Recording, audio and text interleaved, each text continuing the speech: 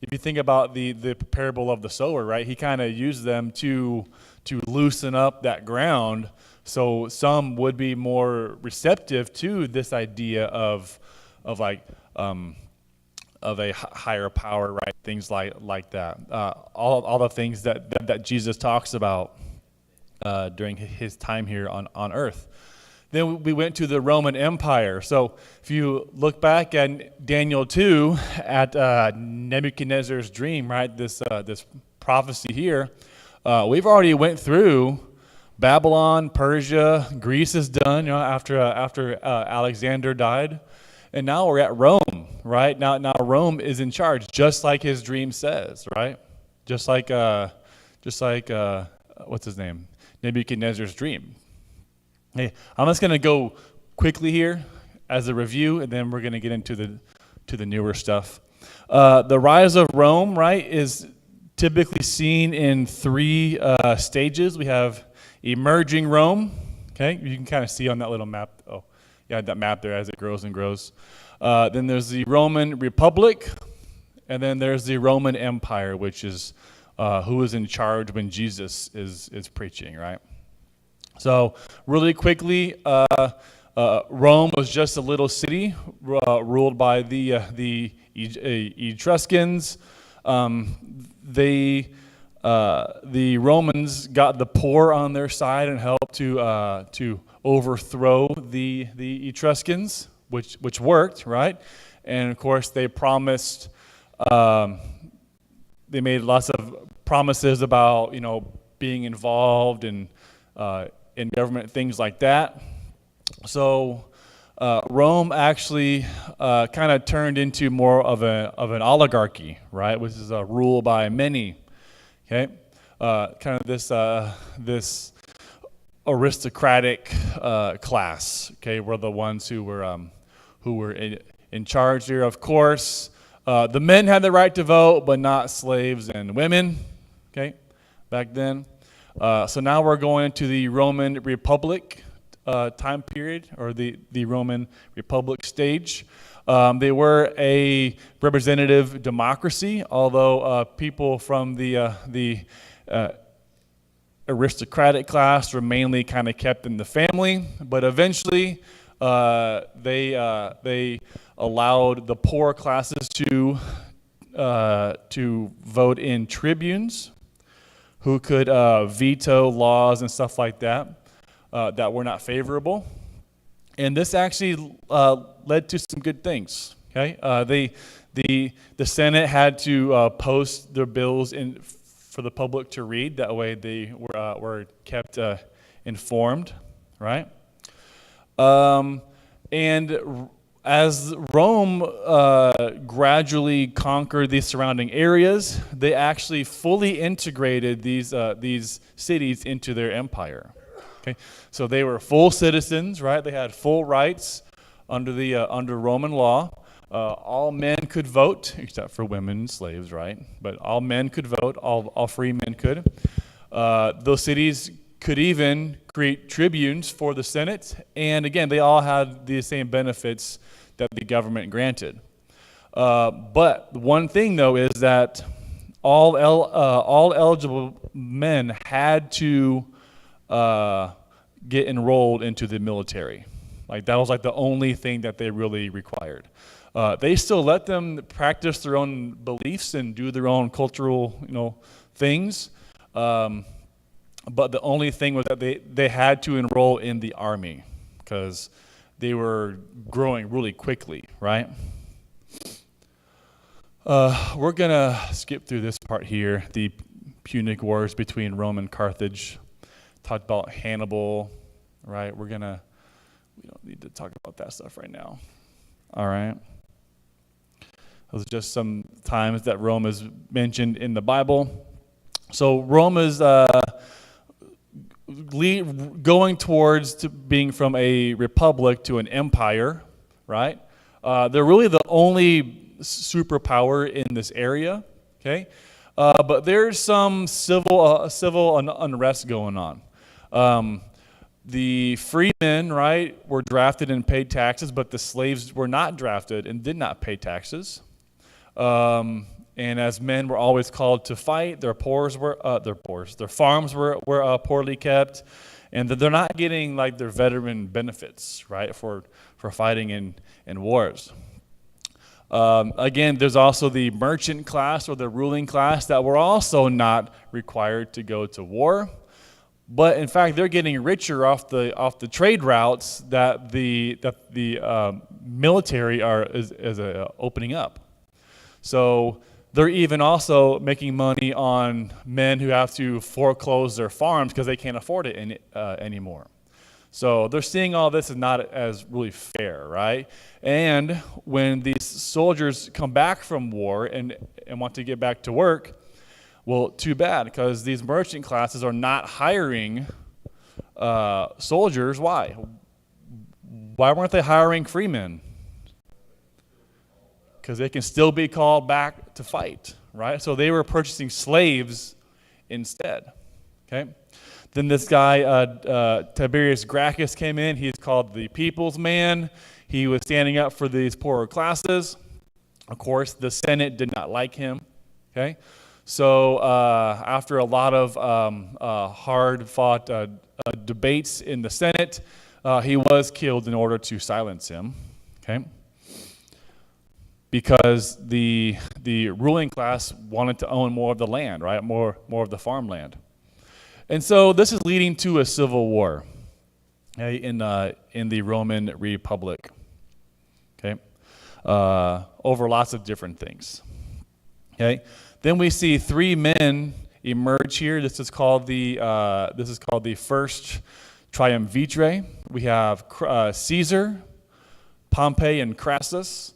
Crassus is killed in battle, so Pompey and Julius Caesar are in a civil war. This is when Caesar crosses the Rubicon, right? When he crosses the Rubicon, that is civil. He's declaring civil war on his own people, okay? Big deal. Yes, yeah. You're not supposed to do that. So we use that phrase nowadays for something you really can't go back from. Like you've done something and there's no going back. So this is when this happens. Okay. I know I said that last week. I wanted to make sure, so I looked that up, and this is when this happens. When Caesar crossed the Rubicon with his armies. So Caesar wins the civil war. Pompey goes to Egypt, okay? And they actually kill Pompey to gain Caesar's favor. And he meets a lady there, Caesar. Who's he meet? You guys know? Remember? Yep, oh, Cleopatra. I don't think she was that pretty. But, that's what legends say, right? That she's very pretty. So he marries her. They have a kid together, and he declares himself dictator for life. This is where we stopped last week. Okay. So would someone see this as a threat of Caesar just saying, "Hey, I'm the guy in charge"? Who do you think didn't like that? The politicians, the Senate, right? So the Senate saw this as a threat. So then we get the famous scene, right, in that one of Shakespeare's famous plays, right, of the assassination of Julius Caesar, right, in about 44 BC. So this is when the Senate stabs him, however many times that it was. Okay. So soon after that, Cleopatra developed a relationship with Mark Antony, okay, one of Caesar's friends, and they had 3 kids together. So there's a little picture for you. Anyone see this movie? Because I didn't see the movie. I'm way too young for this movie, I know. But I had to put it in there for the demographic. That makes sense? The demographic? All right. Anyways, let's keep going here. So now we have a second triumvirate forming. Okay, we have Mark Antony, we have Lepidus, and we have Octavian. He is Caesar's nephew and also adopted son. Okay, so just like last time, 3 is a crowd, right? You can't have 3 guys here. So Lepidus is actually forced from power, and Mark Antony and Octavian go into a civil war in which Octavian wins, 31 BC. Okay, so long story short, Mark Antony kills himself. Later on, Cleopatra also kills herself. Right? This is the story here. I had a hard time finding a good picture that I could show in church, because a lot of times it shows Cleopatra not all the way covered up. So that was hard to find a good picture. But if you guys remember, Cleopatra was the last, it says here, is the last vestige of the Greek Empire, of Ptolemy. Remember, she's part of the Ptolemy reign in Egypt. She's the last one. So now, Rome, since she killed herself, Rome has full control over Egypt now. There's no longer any Greek influence anymore. Anyone know how she killed herself?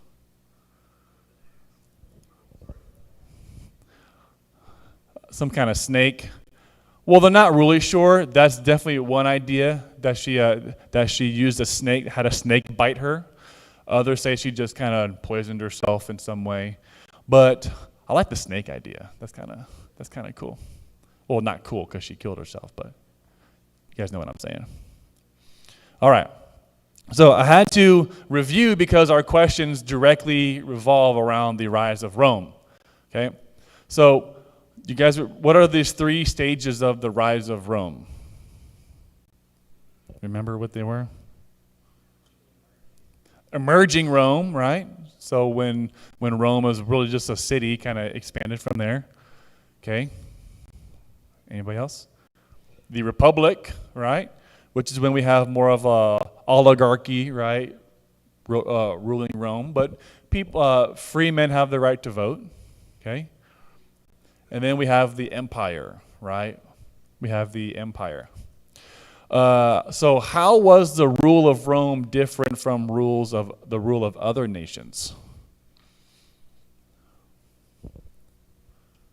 Yeah.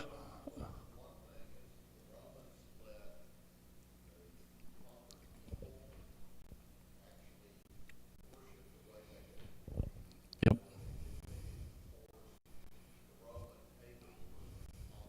Yep. Yeah, Rome didn't force their religion on the conquered peoples. They let them worship who they wanted and how they wanted. Right? Okay, what else? How else were they different? They had a more democratic leadership, right? Yeah. People could actually vote and stuff, and they could see what bills are going to be passed, right? Things like that. Go ahead. Yeah, as long as I'm sorry? Yeah, even as a conquered nation, if you swore loyalty to Rome, you get all the benefits that Rome offers, right? Anybody else? Anybody else? All right. So there are some good things, but there are also some bad things too about Rome, okay? But really, why is God allowing Rome to expand and grow more powerful?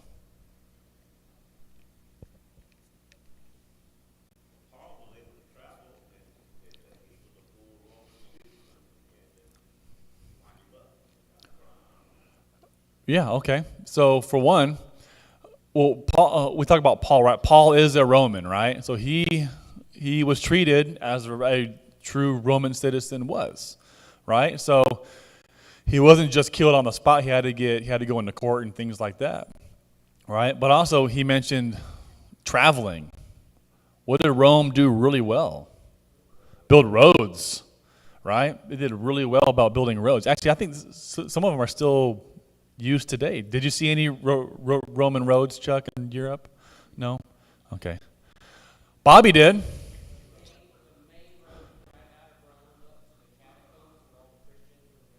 Uh-huh.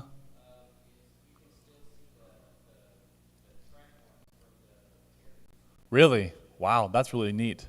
So the main road going into Rome to the catacombs still has tracks in the road, right? That's pretty neat. We should probably hire Romans to fix our roads around here. I think that'd be good.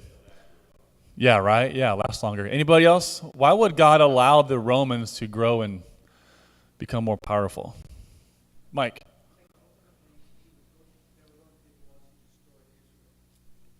They were the ones who were destroying, who were going to destroy Israel, right? Just like Jesus prophesied. Yeah, yeah, exactly. Things have to go in the way that God had said it, that it was going to happen. They created the right environment for Scripture to be fulfilled. Yeah, exactly. Anybody else?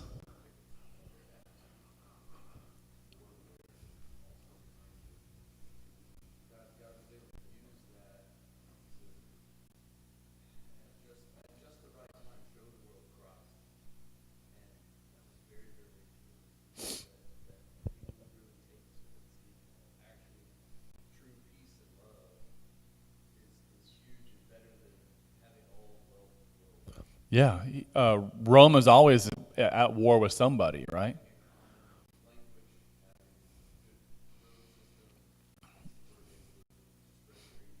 Yeah, yeah. He's saying that that people were kind of tired of all the fighting, and God put Jesus in there just at the right time, right, to show, hey, this peace stuff is actually really not, this is what peace looks like. This is what peace and love is supposed to be, right? Yeah, true love. And so, yeah, he put him in there at the right time, and not only the roads, but also a common language that they could speak into the people, right? Things like that. Also, wouldn't the Jews didn't really like the Romans, right? Because they're Gentiles, okay?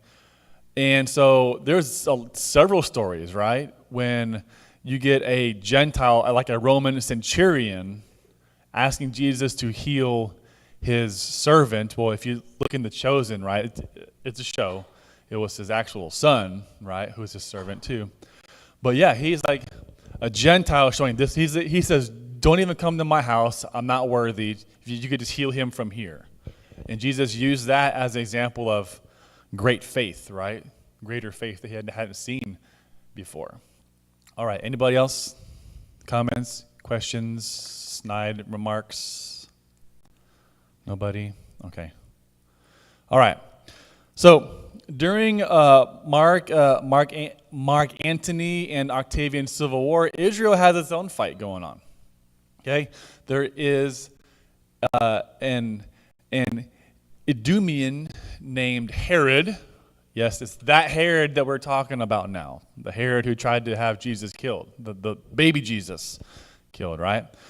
He had been appointed, focus on that word right there, right? He was appointed ruler of a small region in Galilee. They had some people from the east, Parthians, Medes, things like that, invade from the east around 40 BC, and Herod flees to Rome. So the Roman Senate appoints him king. That's in quotes, right? King. Why would I put that in quotes?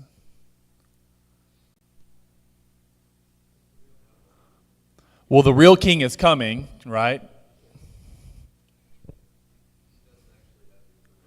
He doesn't actually have the authority because that all goes to the emperor, right? So he's king of the area, right? So he fights back these guys from the east and takes back his kingdom. Okay, so but Herod has a number of adversaries as he took over as a leader of Israel. Anyone know who they were?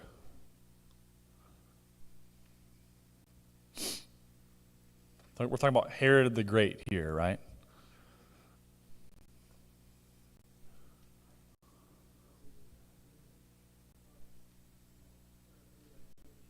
He wasn't a true Jew, right? So that's actually one of my things here. Yeah, the people, the Jewish people and the leaders didn't like him because he was only half Jewish, right?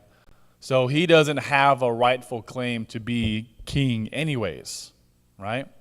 Plus, he's in good, he's on good terms with Rome, and they don't really care for that. Anybody else? Who else didn't like? Who else wouldn't like Herod? So there were some people of nobility who didn't care for him. Actually, he executed 45 of the wealthiest people in Israel just to increase his own wealth and power. Okay? Post-Maccabean revolt. Yes, this is like years and years afterwards. Yes.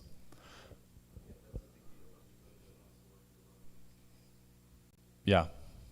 Well, the Romans weren't even there with Maccabean revolt. That was the Seleucids, right? Antiochus Epiphanes, which I just finished watching season 4 of The Chosen, and he's mentioned in it several times.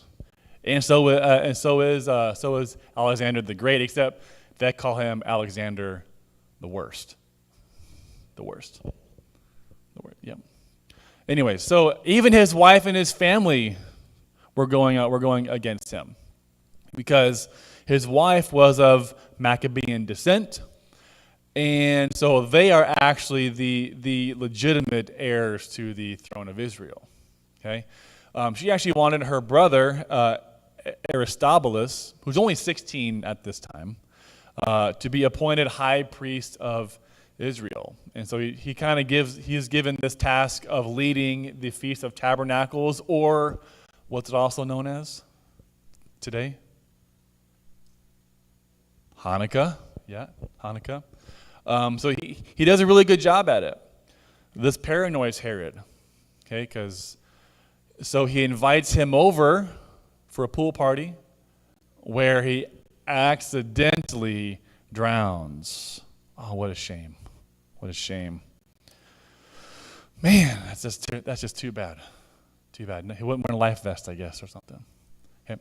So this made Herod's Herod's mother-in-law pretty angry. And guess who she is good friends with? Cleopatra. And so, since his mother-in-law is mad, this makes Cleopatra mad, so now there's tension between Israel and Egypt.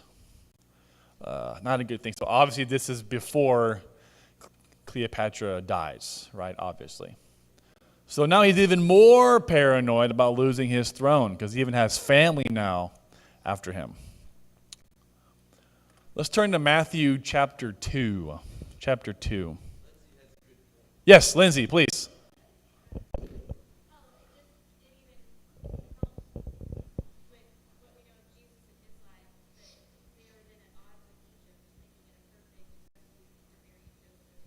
Hey, yeah.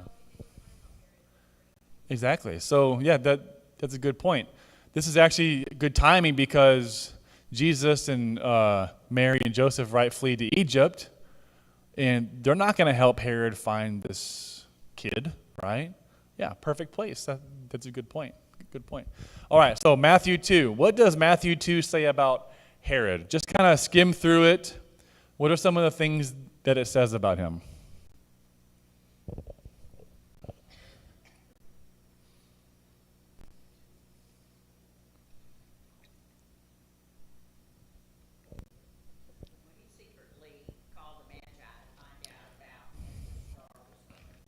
He secretly calls the Magi to see when the star would appear. What else?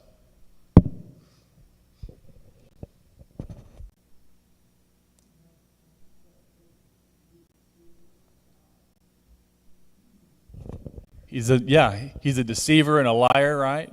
Okay. What else? What else does Matthew 2 say about Herod? He's a killer. He's a killer.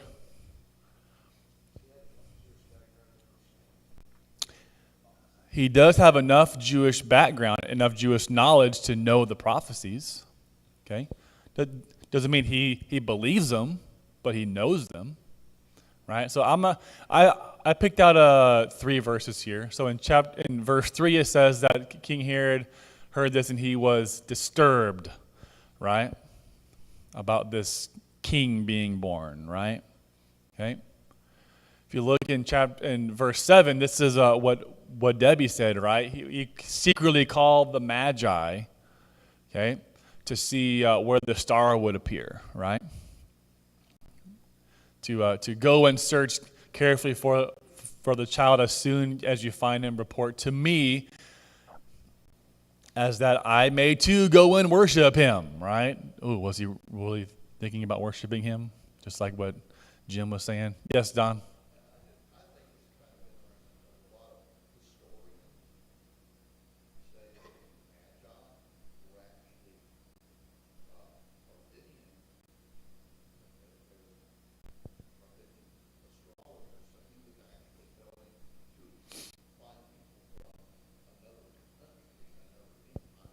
You're getting ahead of me. You're getting ahead of me, Don. But yeah, you're getting ahead. And it's okay, it's all right. And then look at verse 16 where it says that he was, when Herod realized that he had been outwitted by the Magi, he was furious, right? He was kind of an angry man. Then he gave orders to kill, right? Someone said that all the boys in Bethlehem and its vicinity who were 2 years old and under. So it wasn't just in Bethlehem, it was the cities around Bethlehem, right? Those little villages and towns, right, are around it too. All right? So not everything, that's some bad things, but not everything was bad under Herod, okay? There were the 13 years of prosperity under Herod. He actually brought in some sporting events, Olympic-style games to honor Caesar. Okay, he rebuilt many fortresses and funded temples in Gentile lands, and he even built himself elaborate palaces in Jerusalem and in Jericho, which is where he's from. So you can these are still there today. An amphitheater in Caesarea, right? You can kind of see there. And we have a Circus Maximus. You guys know what that's for? It's not the Ringling Brothers, right? Chariot races, yeah. Anyone see Ben-Hur, right? Ben-Hur, yeah. That's a cool scene in that movie. I did see Ben-Hur, Jim. I have seen that one with Charlton Heston. I have seen that one. Yeah, so those are some things that he brought over, right? So, here's what Josephus said about Herod. He said that Herod's most notable achievement was building a new temple in Jerusalem to replace the aging one that was built when the Jews came back from Babylon, hundreds and hundreds of years earlier, right? This started around 20 or 19 BC and ended in 63 AD. Okay, even some Jewish rabbis said, "He who has not seen the temple of Herod has never seen a beautiful building." So this is a pretty beautiful building here. He also reduced taxes by a third, which would be nice, right? And made strong political and economic moves which helped Israel prosper greatly, right? So here's kind of what Herod's temple could have looked like, right? Obviously, probably more color and stuff like that back then. But a great temple, right, for them to go worship in. Unfortunately, though, all good things must come to an end. Herod's prosperity led to domestic problems that lasted for about 10 years.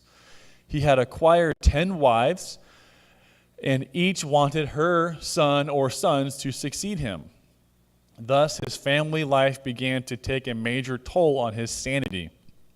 This stress was so great that he began to murder anyone, even his own family, who might potentially threaten his position as king. Herod's paranoia seemed to increase for the rest of his life until he had murdered virtually everyone who was ever close to him. So, pretty crazy. So I have an easy question here. What can you infer about Herod from the book's account in Matthew 2? Is he sneaky? murderous, kind of a psychopath, right? He has mental problems, right? Untrustworthy, right? He didn't trust anybody. And him too, right? Anybody else? Huh? Yeah, he planned on ruling forever, right? This is mine. No one's going to take it away from me. Okay, it's kind of so greedy, right? Greedy?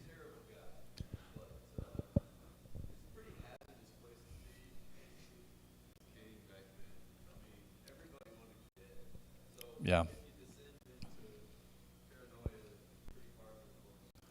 Yeah. But also, he's a great builder. He had a new temple built, right? People had their taxes reduced, okay? There's relative peace, for, about a decade and a half under his rule. So not everything was bad, but he kind of got more and more paranoid, right, about stuff, especially when he heard about this king of Israel being born, right?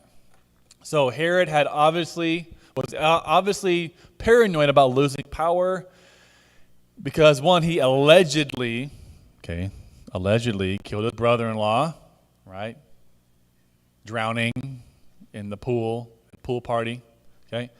And he also tried to kill baby Jesus. He also had all these other, infant boys up to 2 years old killed, right?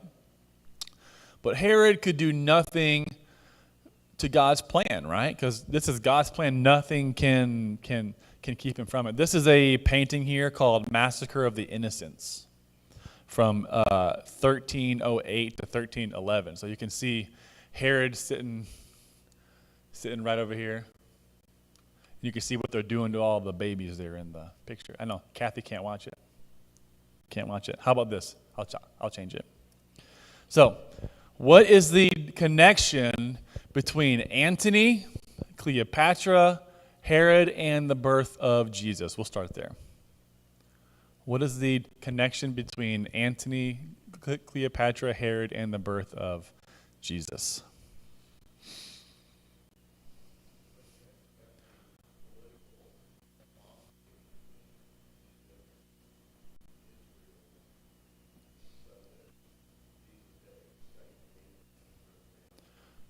Yeah, there has to be tension between Israel and Egypt. So, just like Lindsay said, right? So Jesus and his family can flee to Egypt, right, for pretty much a safe haven because they're not going to help Herod find this kid. Right? What else? Oh, what created that tension? Allegedly, yeah. His brother-in-law allegedly drowning, right? All by himself, right? In some kind of pool, all right? But what's the connection between Antony and Cleopatra?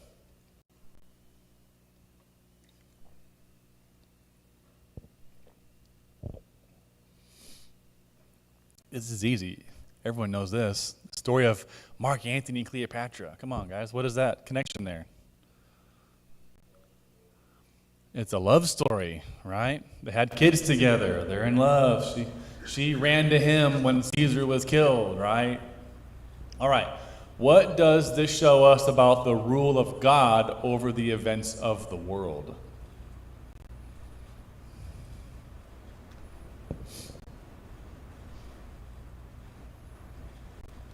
So what does this show us about the rule of God over the events of the world? He rules far and wide over everything, right?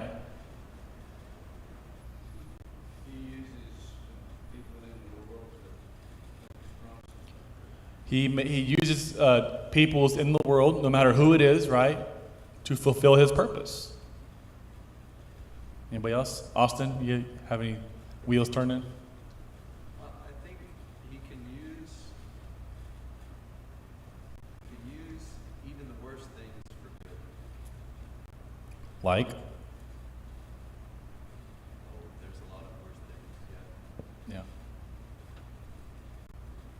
He can use the worst things for good, right? Okay. I think it's pretty bad when he wants all these babies killed. That's pretty bad, right?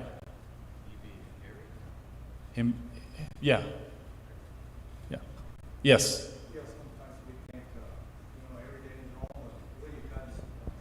Yeah. Remember that poem way back at the beginning of this?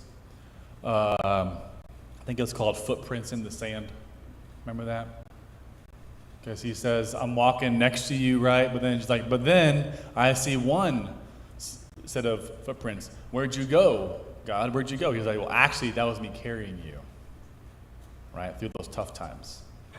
So, Debbie, you were going to say something? I was going to just say, even though Herod thought he had the upper hand with the Magi trying to secretly find things out, they turned on him, I'm sure through God's help, to sidetrack him away from Jesus so that he would be saved. So I'm going to get a little bit ahead because I really don't want to move on because it's, time's up.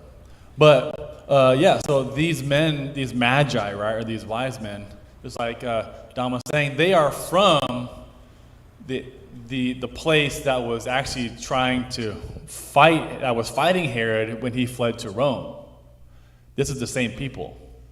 And so they know all the prophecies, okay? They have read up on Daniel because he was the head of the Magi, right, in Babylon. So they know what he's saying. So they know all these prophecies. And they could probably just even tell just by looking at Herod that he's not all there. I don't think he's really wanting to go worship this child. So yeah, I wouldn't say that God also used them to turn on him. They did not tell him where the baby was, right? So exactly, not only that, but they're also kind of from enemy territories. So when we come back next week, we're going to look at the birth of Jesus. It's coming, guys. It is coming. All right? So we'll stop right there. Thank you.